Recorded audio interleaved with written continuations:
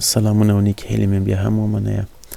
راځو ملګرو دې ته اوس چې موږ کله کود لیکو پریکټیس کوو، نو که تاسو انټرنیټ لرئ بهترین کود ایډیټر په خپله په W3 سکول کې شتون لري او تاسو کولی شئ چې هغلته کود ولیکئ.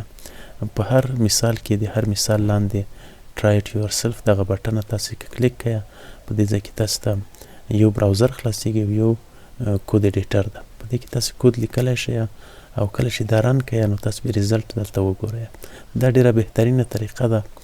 نو خو که تاسو انټرنیټ نه لرئ او تاسو دوه ټولز ته ضرورت لرئ چې یو به براوزر یو بل به د کود د لیکلو دپاره یو ایډیټر وي، نو په دې کې بهترین ایډیټر چې ده هغه ویژوال سټوډیو کود ده چې دا ما مخکې هم تاسو ته د HTML او CSS په درسونو کې ښودلی و چې څرنګه یې ډاونلوډ کړئ او څرنګه دا کار کوي. نو دا ډېر بهترین کود ایډیټر ده. عموما ډیولپران او ډیزاینران دا ډېر کاروي.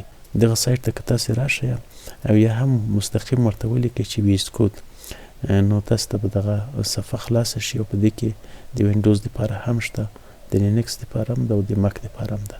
هر اپریټینګ سیسټم چې تاسې کاروئ تاسې ډاونلوډولی شئ. او بل یو براوزر ته ضرورت لرو. براوزر عموما زه کروم کاروم، تاسې هم کولی شئ چې دا کار کوي. نو دغه دوه سافټویرونو ته موږ ضرورت لرو چې موږ که انټرنیټ ونه لرو په دې ځای کې موږ کود لیکلی او رن کولی شو. زه غواړم تاسو ته د جاواسکرپټ یو عادي پروګرام په ویز کود کې کار کوم چې څرنګه کار کیږي. نو زه راځم ویز کود خلاصوم. ما ویز کود الریډي ډاونلوډ کړی او انسټال کړی ده.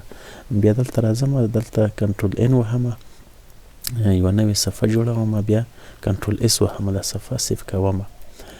دلته خپل لوکیشن ورته ږدو او په دې ځای کې زه غواړم چې دې ته انډیکس نوم ورکړم، هر نوم چې تاسې ورکوئ، او اکسټنشن یې بیا HTML ورکړم. نو موږ غواړو چې یو HTML صفحه جوړه کړو، د HTML دننه موږ JavaScript کود ولیکو. دلته تاسې بل اکسټنشن مه ورکوئ، د فعلا دپاره موږ HTML ورکوو. نو زه غواړم چې د HTML یوه صفحه جوړه کړم او په هغې کې د JavaScript کودونه ولیکم.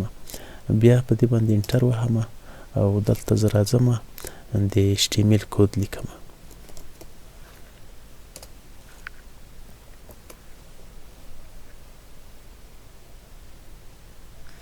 په دې ځای کې تاسې JS ورته لیکلی شئ، دا ټایټل ده.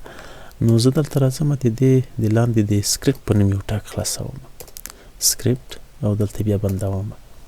اوس زه راځم دلته یو پروګرام خلاصوم او په دې ځای کې یو ID ورکوم چې د ډیمو په نوم یو ID ورکوم. نو دغه پروګرام که اوس موږ خلاص کوم او رن یې کړو، دلته په کروم براوزر کې یې زه رن کوم. نو تر اوسه موږ څه نه دي پکې لیکلي، خو زه راځم دلته JavaScript کې دا ټارګټ کوم او یو والیو ورکوم، document dot get element by ID، او دلته ورته راځم ورته لیکم چې ډیمو. په دې طریقه تاسې یو الیمنټ ټارګټ کولی شئ او دلته ورته لیکم چې inner text یو پراپرټي ده، او بیا دلته یو والیو به ورکو، ورته وایي چې hello JavaScript، او بیا به دا سټیټمنټ بند کو. نو کنټرول اس به ووهو او بیا به دا ریفریش کو.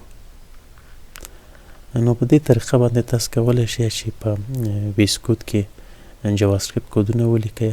خو زه بیا هم تاسو ته دا ډېر ریکمنډ کوم چې موږ په W3 سکول کې که تاسو انټرنیټ لرئ خپله W3 سکول ویب سایټ چې د هغه ډېر ښه ایډیټر لري. په دې ځای کې تاسو کولی شئ په ډېره سادهګۍ سره دلته کود ولیکئ او دلته یې ریزلټ وګورئ.